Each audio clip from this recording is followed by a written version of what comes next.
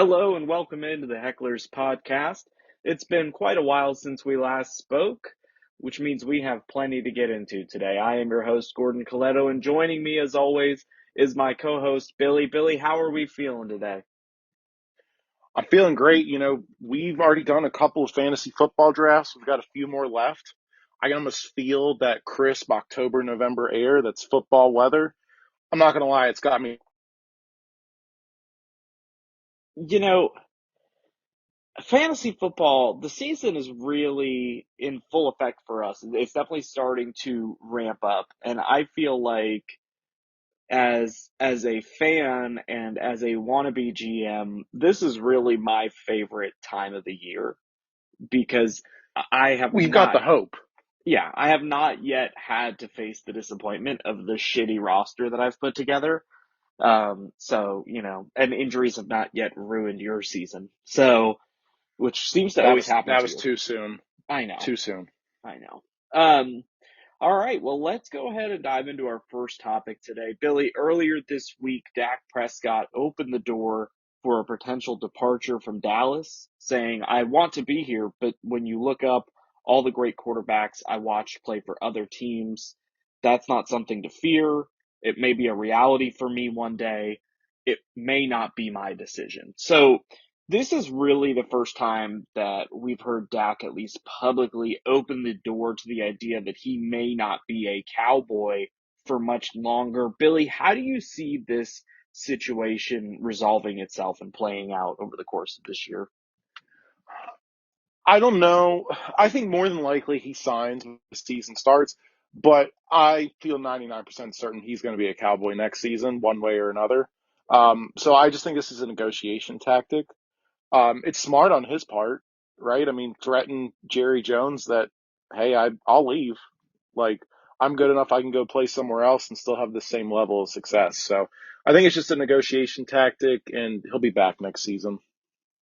So I do agree. I do agree with you in the sense that it's a negotiation tactic, right? Like it puts the contract negotiation in terms of okay, this is Jerry Jones making the decision to not keep Dak around, when in reality, like contract negotiations are just that. They're a negotiation. There's two sides, and the two sides are responsible for coming together, right? So if Dak was not in Dallas next year, it's not only because Jerry Jones wasn't willing to pay him. It's because Dak wasn't willing to meet the Cowboys uh, where they felt that he should have been at. So no matter what, it's double sided. I think that this is about putting negotiations on his own terms. So I agree with you there. Where I don't agree is that I actually don't think Dak will be the quarterback after this season. Um, Well, I I mean, where do you think he's going to go if he's not here? If he's not in Dallas? So when I look around the league, I don't want to. We know that the salary cap is fake, so I It's don't not really. real. Yeah. I'm just gonna list teams. I'm not gonna worry about whether or not the money makes sense because teams will find a way to make the money make sense. But for me, so a few things that I thought of potentially would be the Broncos if Bo Nix is as awful as I think he is. I could easily see them just moving on after a year. I think he's in that Kenny Pickett level where it's so obvious that he's not a starting quarterback that you should be able to make the decision pretty quickly. But if not the Broncos, I could see a team like the Saints if Derek Carr were to retire.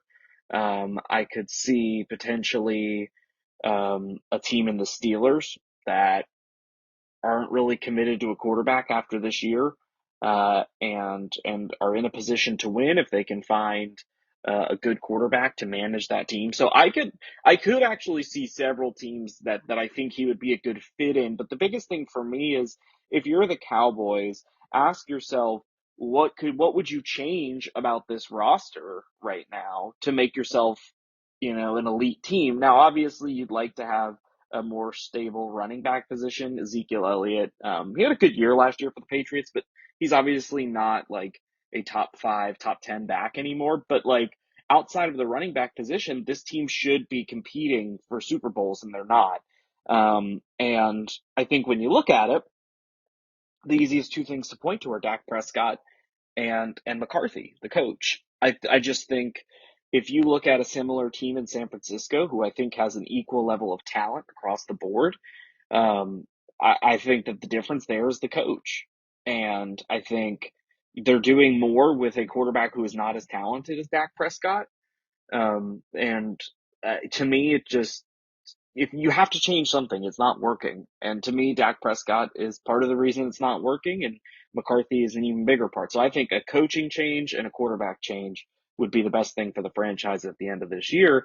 And if you're the Cowboys, one of the ways that I would do this is, and I don't think that they're capable of doing this, let me just say that, but I would play Trey Lance for a year and just see. Best case, the he lives up to the talent of what you expect from a third overall pick. Worst case scenario, he's terrible and you're drafting high in 2026, which should be a decent quarterback class, because that's the biggest challenge for any team like this. You have to be bad to get a generational quarterback. And the Cowboys are kind of one of those organizations that just is not willing to let themselves be bad. But I will stop talking and let you Well, I kind of weigh do. in. Yeah, I was gonna say I do like that Trey Lance point. If you do move on from Dak, let's just let's see what he has. Um, I've Play, kind of play him, wondered, yeah. like, does this impact like Micah Parsons re-signing, CeeDee Lamb re-signing? And inevitably, I came down to no because even if the quarterback situation's not settled, this is a marquee franchise. Those guys are going to get their advertisement deals and all of that, so like it still makes sense for them to sign there. Um, I had a couple of teams that I kind of thought about. If Dak does leave, where does he go? I had the Steelers; they were one of my teams. I had the Giants on my list. Um, they're going to get out from Daniel Jones' contract this season. I don't think the Cowboys can franchise tag Dak, right? I'm pretty sure in his No, I don't contract, think they can. yeah, I don't think he's allowed to be franchised. So, I mean, the Giants would make sense.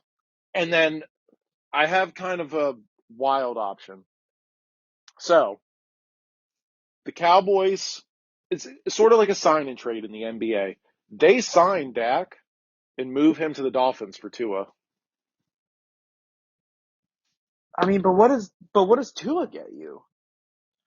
Well, I mean, I'm not, it could be a straight up deal. Tua's younger for starters. Um, it's not going to get you a Super Bowl. I think this is more of the Dolphins moving on from Tua, But to but it me, was just that's something I thought was interesting. yeah. I mean, to me, it's a lateral move for the Cowboys, though. And I think that, like, if you're moving on from Dak, you're moving on from Dak with the very clear mission that, hey, Dak is a great quarterback, but at the end of the day, we need somebody to be better than great. We need a But I could see generational them quarterback. talking themselves into Tua's still younger, and maybe he could unlock that. I I could see mean, Jerry Jones being arrogant enough to say, we can do this when you couldn't. my thing, and to your Giants point, I don't think Dak Prescott has enough of the physical arm traits that Brian Dable wants in a quarterback. Um, I think he just falls outside the mold of what they would traditionally go after, but I wouldn't rule it out because they are desperate for quarterback help. So To me, I definitely, think that's the most logical landing spot because he's going to want to get back at the Cowboys. Great defense. Well, great defense on paper. yeah. But I could argue that getting back at the Cowboys can also be taking the Steelers, another historic franchise, and making them great again, to borrow a line. But the Dak thing is tricky because I know that we've gone back and forth in terms of paying Dak, not paying Dak, where he kind of falls in the league. And like, I just keep coming back to, if I'm the GM of the Cowboys, like, what am I changing? And Well, it's I just think like, there's, I mean, my stance on quarterbacks. If they're not a franchise quarterback, I don't want them. yeah, So, but in looking at what the NFL does, I mean, Dak is better than Jared Goff. yeah. Jared Goff is making $55 million a year. I mean, Dak's going to exceed that. Dak with the Cowboys roster is a guaranteed playoff ticket. Yeah. But the problem is it's not going any further. And that's where I think it's like, that's what's so frustrating. I think this comes back to, like, they should not have gone with McCarthy when they did, because he was a loser back then. And he's still a loser. Like, I Yeah, don't I mean, think they've he, missed out on several good coaches yeah, because they went with McCarthy. And to Jerry Jones's credit, maybe he should have gotten rid of McCarthy at this point. He does give his coach a pretty long leash, Yeah, which Jason I do Garrett was respect around that. for way too long. I mean, I Yeah, just he was around a little too long, but like it is nice in this age where coaches are getting fired after one season in their first season with the team, such as the Panthers. I was gonna say you're well aware and Yeah, perfectly like familiar with that. it's just kind of nice to see like okay they did give him a fair shot. I think this Sure. season is it. Well, and with Dan Quinn gone, I mean, what is that defense going to look like? Like, are they going to take a step back? Dan Quinn, I know you find him laughable as somebody who He's a has very good defensive been coordinator. around the block in your division before, but I mean, he really is one of the top five defensive Yeah, I've minds in the yeah, like league. I've always given him his kudos for being a defensive coordinator. I just don't think he should be a head coach. They did hire Mike Zimmer. I've always loved him as a defensive coach. Hmm. The one thing I wonder is he like past his prime, I mean, and for so that's me, kind of I'm yet to like be a seen. Bill Belichick, Vic Fangio, um, Dan Quinn, um, oh man, Rex Ryan. You know, like I mean, that's. Zimmer's got to be up there. He ran some really good defenses in Minnesota and with the Bengals before Mhm. he was the Vikings head coach. But we ought to do an episode just about all of our favorite coordinators. Okay, Mm. well, before we spend 45 minutes talking about the Cowboys, because that would just be gross, I want to move into another topic. This one is another one that we really haven't touched on very. I don't think we've touched on it at all. But Najee Harris is somebody that we have not talked about who. Um, Really obviously has not been everything the Steelers hoped for when they drafted him 24th overall in 2021. He reported to camp this week and went out of his way, quite literally, to avoid media personnel. So the question I have for you, like, is this Najee being thin-skinned, or is this a running back who's just trying to lock in and tune out the noise? Najee's just being a baby. I mean, you were a first round pick, and not that he hasn't uh, played decent, but he should not have been a first round pick. Like, there's nothing that he does outside of being big that's exceptional. He's not I mean, like, another big running back. I mean, Derrick Henry's the obvious one. And if I remember correctly, that's who Najee was kind of compared to, but it's just because he was big. I mean, you get Derrick Henry in open field and he's outrunning guys. Najee's not doing that. And so I just don't know. I mean, an organization that does draft well, they've kind of missed recently on some of their first round picks. I mean, Kenny Pickett, you got Najee. Like, what are we doing here? Yeah, so full disclosure, I drafted Najee last year in fantasy football. He bit me in the ass because I could have taken like Kenneth Walker, and instead I'm stuck with Najee Harris, and he's just awful. So my personal feelings towards him are uh, very bad. I've said some hurtful things on social media about him. I don't take them back.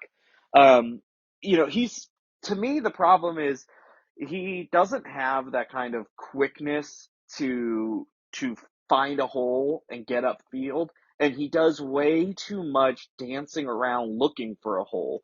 So it's like you When just end up with a he guy who does just nothing special. well, he just gets stuffed in the backfield or runs into a wall because there's just nothing for him.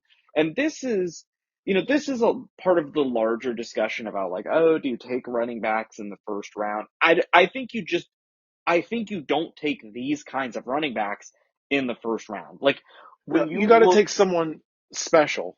well, when you look around the league and you look at who are starting running backs that went in the first round, it's people like Travis Etienne, Christian McCaffrey, um, obviously Zeke Elliott, but I don't even know about that. Saquon I mean, Barkley, I was going to say Todd Gurley, which he's not in the Josh league anymore, but Jacobs, but then you look at Bijan Robinson.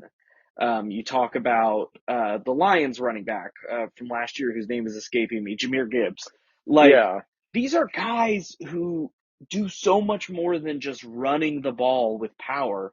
Like the Well, last, even if they do run the ball with power, it's special. yeah, Whereas Najee's this big guy, and it's nothing special.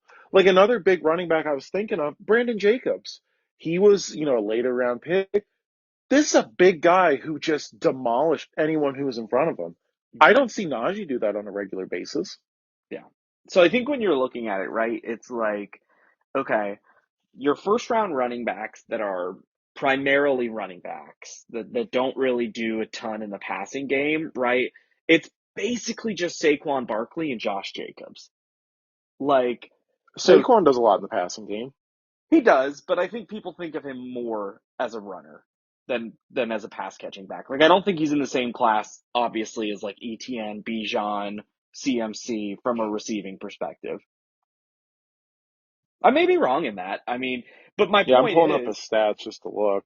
my point is though, like then even just take the Josh Jacobs piece, right? Like that's one running back out of 32 starters that was taken in the first round as sort of a ground and pound type running back. Like it just doesn't work in the league. And you shouldn't be taking those guys that high. No, I agree. I mean, if you're taking someone that high, they need to be multi-talented. I would say with Saquon, so I looked it up. His first year, he had 91 receptions. After that, it's been, 40 to 60, mainly in the 40 to 50 range. Mm-hmm. So I think he Well, has the ability. They just haven't utilized it. and I mean, just a quick look around the league. James Cook, second round. Brees Hall, second round. Derrick Henry, second round. Nick Chubb, I believe, third round, right? Joe Mixon, second round. Jonathan Taylor, second round, right? To me, Javonte Williams, second round. To me, it's and granted, some of the data might be skewed by teams looking at it and taking first round running backs in the second round because everyone's afraid to take them in the first. So that might be skewing the data, right? But like, to me, there's no reason you should be using a first round pick on Najee Harris. That's part of the reason I love what the Panthers did this year, getting their running back in the second round, Jonathan Brooks. Um, so, based on the way the rest of the league looks, things are bode well for Jonathan Brooks. So, someone to keep I an eye on. would But say, I mean, what pick Najee was what, 24th? yeah, hmm If they had gotten him at like 28 to 32, I don't feel as bad about it just because it's like, oh, like if he does hit, you get that fifth year option. Kenneth But Murray or 24, Kenneth Walker, also a second round pick. I mean, it just to me, it seems like the second round is the right place to take backs. Just looking around the league. well, I mean, and you can like pinpoint historically Terrell Davis, I think was a seventh round draft pick. Arian Foster went late.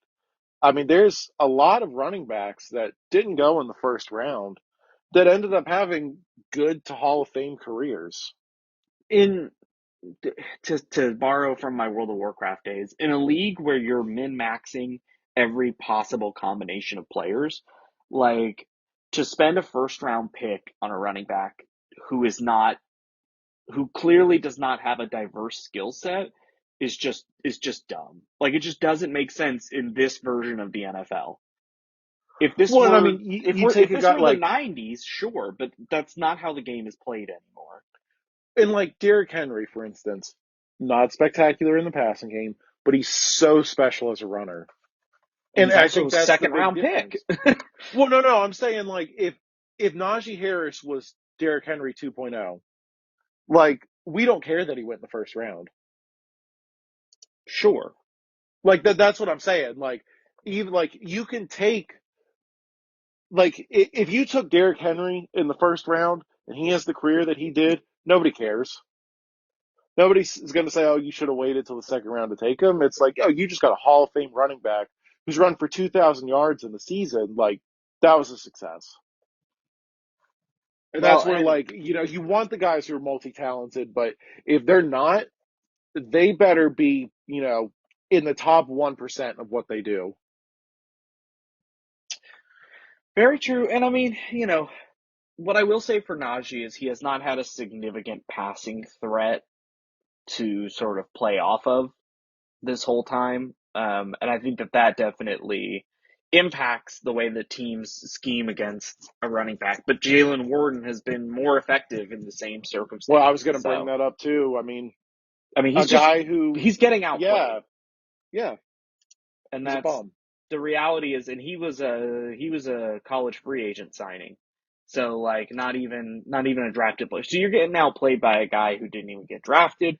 To me, you're a bum. I think Najee Harris's time is coming to an end. So with that, actually, I do want to ask: is this the end for Najee in As a in Steeler or in in the in NFL? Pittsburgh? Yeah, sorry, not in the Oh yeah, NFL. yeah. They're not bringing him back. Hmm. I don't know So where he would go. I mean, it's going to be a committee situation wherever he goes. But that's what his I was days gonna as a number say. one back are gone. Yeah, he probably lands in some sort of situation where he's playing off of another running back, probably as the two. Maybe the Chargers, I think that they don't really have, well, they've got every running back under the sun right now, but I think, I'm. I don't think that's Jim Harbaugh's guy. Like a guy who can't even go talk to the media because he's being a baby. That's yeah, not a Harbaugh guy. but look at the way that Blake Corum played. Like, I could easily see Najee Harris coming in as a goal line back for Jim Harbaugh. I could see Well, that. yeah, I mean, Jim Harbaugh's big about setting the tone, though, and Yeah. I don't think he would take him just based off of personality. We'll see what happens. But I do think we agree that it's the end of his time in Oh, Pittsburgh. 100%. So let's see. I wanted to touch on another story that broke fairly recently. The Broncos have added additional money to Cortland Sutton's deal, really cementing him as their leading receiver. You know, I want to ask, do you like this move? What kind of value does a guy like Cortland Sutton bring to a team like the Broncos? I think it's the right thing to do as an organization, right? Like, so Cortland Sutton was drafted there. Um, he was really good. Then he battled through a couple injuries. I believe he tore his ACL at one point. And he's come back, and it's like, okay, like, let's reward the guys that we've drafted. We're not good right now. He's going to have to suffer through a rookie quarterback. So let's show our faith in him. Like, I think it's a good move for morale as an organization. Um, and it's, it's good for a rookie quarterback to have a veteran receiver. I will say sometimes I think that's overplayed. Like, Adam Thielen saved Bryce Young's life last year. Hmm. Do I want three Adam Thielens out there for a rookie quarterback? No. But I think it's good to have a veteran presence in that locker room who's going to help the quarterback, even if it's not so much on the field, but can help him watching tape or like, hey, look for these things when you're on the field. I think that's where the value in a veteran receiver comes in.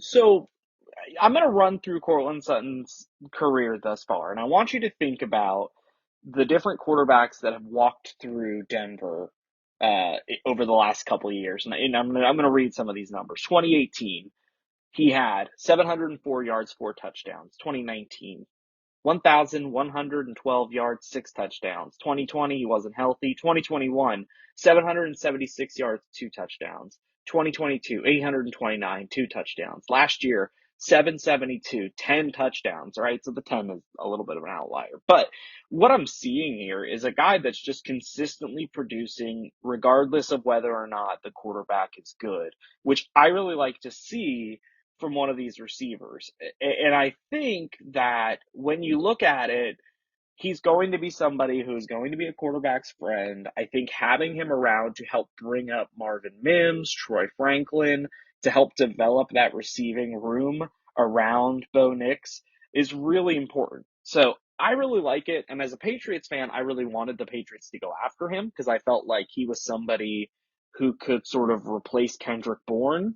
And replace that production for us. And then we ended up keeping Bourne and not going after Sutton, which, it is what it is. But I really like him. I think it was a good move. The thing is, I believe that more teams need to think about giving young quarterbacks a reliable guy who's going to be open, who's going to be a leader, who knows how to run the right routes. So last year for the Patriots, Mac Jones was dealing with Demario Douglas. Everybody loves Demario Douglas. The guy was amazing last year. Burst off the scene, really popped out. That's why they call him Pop Douglas, right? The But it'd still problem be good to was, pair him with like an Adam Thielen. well, and the problem was he didn't know how to run a route. So it was really Right. unpredictable whether or not he was going to be where he was supposed to be, which is what led to a lot of Mac interceptions and incompletions, was that these young guys, were just not running the right routes. So when I think about having an Adam Thielen out there like Bryce Young had, who it's like, he's going to be where he's supposed to be. He knows how to work zone coverage to find the soft spot. That's super valuable for a young quarterback who's going to need outlets, who's going to panic at times. To know where a guy is going to be and have somebody who really knows how to play off defenders is huge. So I love keeping Sutton around. I thought this was a good deal. I feel it's well deserved for Sutton. They're not really paying anything to anybody else. I guess they have the Russell Wilson cap hit, but to me, it makes sense to keep Sutton around and reward the guys that are within your organization. One thing I don't like, and I'm going to use the Panthers from last year as an example. So you're trading up for the number one pick. Everyone knows you're taking a quarterback. So you surround him with Hayden Hurst, Adam Thielen, and DJ Chark as your top three weapons. And Adam Thielen was great. At this point in his career, he's a low end two, high end three. So I don't like the notion of like, oh, we have these veteran receivers, everything will be okay. Like I think it's good to have them, like you said, help lead this a young receiving room, but don't just throw a bunch of old veterans in there and say, yeah, this is good. That's just Well, my caution. yeah, and that's the thing too. Like, I think the Shark It move was an was extreme situation. I think the Sharks move was unnecessary. Like, realistically, in my opinion, as somebody who's not a Panthers fan but lives here in Charlotte and has seen the team up close, like I would have preferred to have seen Adam Thielen out there with Terrace Marshall. As bad as he is, he's never really gotten a full workload. Like, I'd rather just have him out there than DJ Shark, because now DJ Shark is gone. He didn't add anything to the team last year, and now you're figuring out whether or not you need to cut Terrace Marshall. You don't have a full season of tape, right? And Or then, go after a big name wide receiver, or try and target one early, or try and target a good tight end, or target something else. Like Hayden and Hurst has then never really been good. in the draft they took, and the name is blanking me here. Help me out. Mingo. Mingo, right? Like, if it was Mingo, Marshall, Thielen, Sanders, and Hurst, like, I don't think that that's bad. Like, Who's saying no? Sanders went this year. Miles Sanders. Oh, I was thinking of the No, tight no, end. not Jatavian Sanders. Sorry. Yeah. But I mean, yeah, like, you could have played Tremble instead of Hurst, right? Like, there's a world in which that team is very young, and then you just add in Miles Sanders and Adam Thielen as sort of outlet players. Sanders, of course, didn't work out, which I think hurt the team, right? Like, if he was Well, there neither as an did Hayden outlet Hurst, player, neither did Hayden Hurst, yeah. and But he got Thielen, of injured. course, But and Thielen, like, Thielen should not be producing at wide receiver one levels, right? That was a no, problem. That was a fault of the Panthers offense, that all Bryce Young could do was get Adam Thielen the ball. He should have never had the volume that he did, which is also why fantasy owners should stay away from him this year, because they should be spreading the ball out. It shouldn't just all be running through a 30-something-year-old slot receiver with more wear and tear on his body than he needs. So I think, but that's why I think what the Broncos are doing makes a lot of sense, in terms of keeping Sutton around and then playing these younger guys. So the last thing I want to touch on today is going to be Michael Gallup. He suddenly retired this week, and reports are that it left the Raiders front office stunned and blindsided. How much does a move like this matter? I I think for the Raiders, it's not that big of a deal. I mean, look at the Cowboys wide receiver room. They would have kept him around.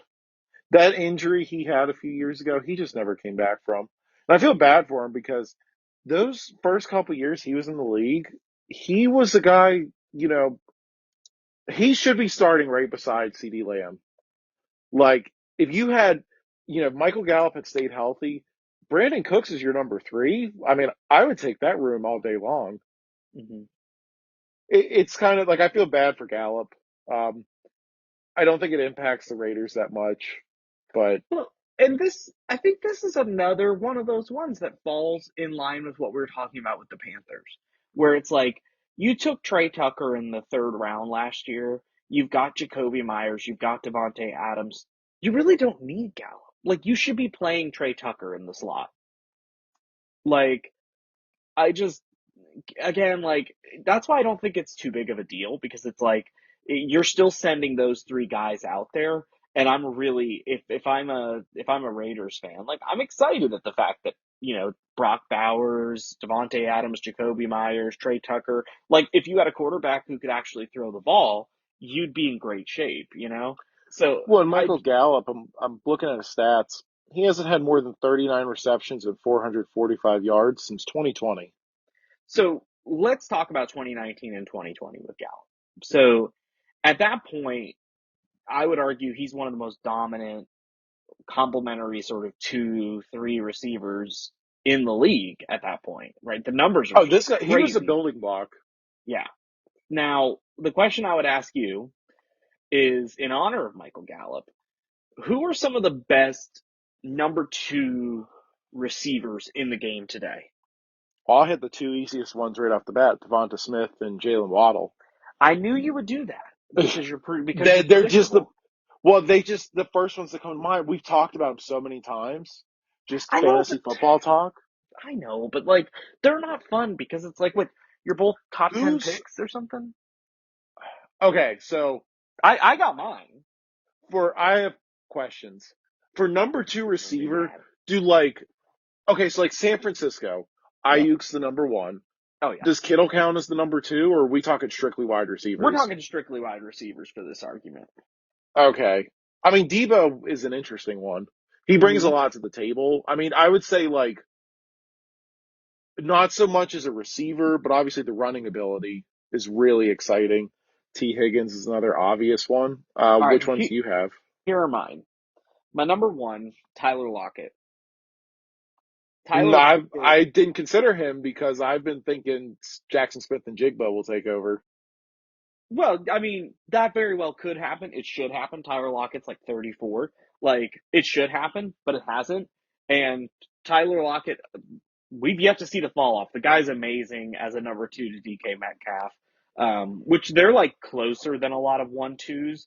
But I think Tyler Lockett is like case in point what a 2 receiver should be. Like a guy that just eats up targets, gets a lot of yards, helps you move the ball downfield, and then opens up big plays for your true 1.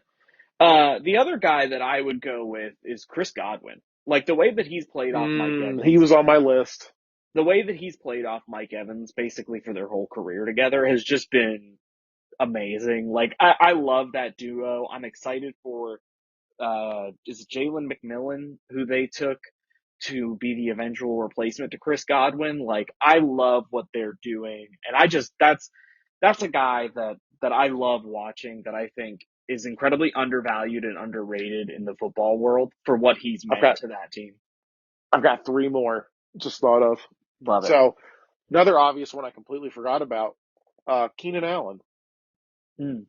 He's the number two in Mm. Chicago. No, Uh, don't even no, try this. no, no. That's not DJ in. Moore had like 1,600 yards last I season. understand that, but that's not in the spirit of what we're talking about. He has never been a number 2. He is now. Okay, but we don't know what he's like as a number 2. I mean, he played with Mike Williams. Yeah, that Mike Williams is always hurt. Mike Williams Mike is Williams more is of a another number good 2. number two. Yeah, but Yeah. he can't stay healthy. And another one whose career is about to die is Deontay Johnson. Yes. Yes. Well, now he's a number 1, so we'll see how that goes. Is he? I think so. We know Bryce Young loves Adam Thielen. I know, but I would, in an I ideal think world, they're in an ideal ideally. world, it should be Deontay Johnson is your number 1 receiver. Maybe not necessarily from a target standpoint, but in terms of like big play potential, the guy who deserves the most attention from the defense. And then I I think, think that situation is going to be one of those they take turns as who's the number one, who's the number two. yep, I think Thielen remains kind of a emergency outlet, volume producer kind of guy, but hopefully the volume's not what it was last year. Because, like I said, if that's the case, the offense has gone bad. Calvin And then of Ridley or course D Hop. Xavier Leggett is going to be somebody who, or Leggett is going to be. I just heard him say it today, and I still got it wrong. Is it But Leggett? I think it's Leggett. I Okay. heard him doing the weather report for the Panthers, which was just ridiculous. That guy's accent is amazing. Like I think with a guy like that, like you want to ease him into the offense. I think he's gonna be kind of matchup dependent. Just watching him play, it's not he's not one of those guys, and I know that you're not going to want to hear this because it's like it's not what you want from your first round receiver. But like at this point in time, and he could develop, but at this point in time, he doesn't seem like the type of guy that can line up across from anybody and win a matchup. Like it seems like he's No, going I to don't think he's ready require yet. yeah, he seems like he's going to require kind of leverage plays, being able to kind of out physical some guys, which that's okay. Like I don't hate that. And I think that It's going to Deontay take time. Johnson and Thielen are the right kinds of receivers to play off of for him. So I don't hate that, but no, yeah, I do think Deontay Johnson as a number two when he was in Pittsburgh was a good one to pick. The surprising one that you didn't pick to me is Jordan Addison. Well, we only had a year of it, and half the season he was the number one. So I don't even really know. I I mean, he's the mean, number two here on. Well, I guess he's probably the number three with Hawkinson, but yeah, I mean, we'll see. I don't know. That Viking situation has me worried, and I just drafted J.J. McCarthy, and it sounds like he's not going to start the year. So I got to and figure something something happened out. with our trade with Jordan Addison. I don't know what happened, but it didn't go through. I know this is That one hurt. it's all devastating. I mean, the weirdest thing about the league right now is I feel like there's more question marks around the league than there has been in the last couple seasons. Like, I just don't know what a lot of teams are going to be, um, whether it's because of moves or injuries or just attrition. Like, to me, this is one of the most exciting off seasons that we've had in a long time because sitting here today, I can't tell you like who I think is going to win the Super Bowl. Um, I No, think I can it's give you like a set of teams, but you don't yeah, know. Like there's six or seven teams that I would reasonably say could win the Super Bowl this year, and that's well, to and me like the like Chiefs are that's the exciting. easy answer, but realistically, they don't win again. Like Well, and winning three in a row is insane. yeah, and there's always a level of just fall off and attrition that happens, and I just think like it's easy to catch a team like that resting on their laurels and like on their heels. So I'm not ruling it out, but I'm also like not one of these people that would just say like, "Oh yeah, it's a given that they should be Super Bowl favorites." Like Right. They're I in the don't know. discussion. Yeah, like the Cowboys. If the Cowboys can learn to win a fucking playoff game, they would actually like I think that they're right up there with San Francisco as like those two teams should be winning the NFC this year. But it's like Well, I don't then you know. could say if everything breaks right for the Eagles and guys develop the way people think, they should be right there too. Yep. Or if Jalen Hurts is better than he was last year, which was awful, like Nick Sirianni learns how to coach. yeah, and then it's like you never know too. Like inevitably, there's always teams that just that suddenly kind of like take a big like turn in the right direction, and then you if you look at maybe Kyler Murray comes back and plays a full season and is electric, and maybe Marvin Harrison is a CeeDee Lamb level nightmare receiver, and it's like oh shit, or maybe the Bears, and Caleb Williams, like Yeah, maybe he is Bears. a duh Bears, maybe they like there's so many question marks, and I think that that's fun, and I think it's good for the league because we're all sitting here today and we're like, who knows, right? Which is a lot more fun than coming into it and saying, all right, these are the teams that'll be there. I'll see you when the playoffs start. Or in like I'll just mention the Packers really quick. Is Jordan Love going to be more of Aaron Rodgers, where he's not turning the ball over, or is he going to be like Here Brett we go. Favre, who's magical? But Brett Favre would have these seasons where he throw 25 interceptions. Here we go with your Jordan Love slander. I just You know, compared him to two Hall of Fame quarterbacks. I know, but it was derogatory. Like it was you didn't the Brett Favre comparison was not meant to be like It kind to wasn't him. good. Yeah, Yeah. no. I know your intentions. Look, at the end of the day, if the NFL is not like our Madden League, where I know exactly who's going to be in the Super Bowl every year, your Dallas Cowboys versus I do either that the one Chiefs time. or Ravens every single friggin' year, like that's not fun. It's much more fun to not know who's going to be in the Super Bowl. So In fairness for the listeners to know, in fairness, I've taken multiple teams to the Super Bowl, not just the Cowboys. here's a question to our listeners, and you can get in touch with us through email at hecklerspod@gmail.com. Should Billy be allowed to claim credit for Super Bowls that he wins with a team that, when simulated, just makes it to the Super Bowl every single year anyway? That's a good question. I mean, that's a question for the fans to The decide. I Cowboys think haven't won a no. Super Bowl in 30 years. Okay, but in Madden, anytime you and I play, more often than not, we sim, because the way that we play the game is that we sim every other week, and then we And sim the we play only playoffs. offense. We play only offense. We sim the playoffs until the Super Bowl, and if one of us makes the Super Bowl, you get to play that game. Anytime we do that, more often than not, which I realize that's a wonky statement, more often than not, when we do that, the Dallas Cowboys make it to the Super Bowl, and then per what any reasonable fan I would should say the do, Cowboys we are one of force the them to 5 lose. teams that typically make the Super Bowl the Yeah. first couple of years in the Sim League. So you But take we're this far enough in that this one, team. No, because your team is still winning based off of the production of Micah Parsons and CD Lamb. I build a team, so everyone knows, Oh that's a my God. 93 overall. But I'm just saying, I don't think you should get credit for Super Bowls that you're winning with a team that was already getting there without you. My credentials will have those Super Bowls. I'm sure the listeners are Oh my tired of hearing about God. this. Well, Kyle Pitts has 5,200 receiving yards this year. So with And that, 52 touchdowns. hey, So get and off my jock. 220 something receptions. Well, with that, that does it for us today. As always, don't forget to rate and subscribe to the show wherever you get your podcasts. And I mentioned it already, but I'll mention it again. You can get in touch with us through email at hecklerspod@gmail.com to let us know whether or not Billy should be able to take credit for Super Bowls that he didn't win.